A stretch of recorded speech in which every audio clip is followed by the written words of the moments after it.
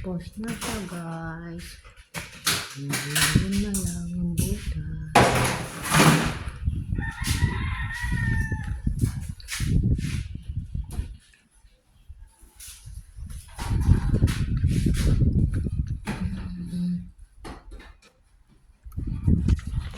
Ito yung kontansyon. Kasi guys, ibang bahay. Natakpan na. Dito kami guys, kung alam nyo ito po.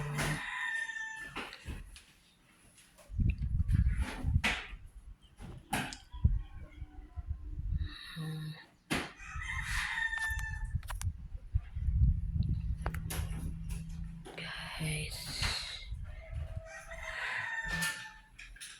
May butas siya guys, pero lagyan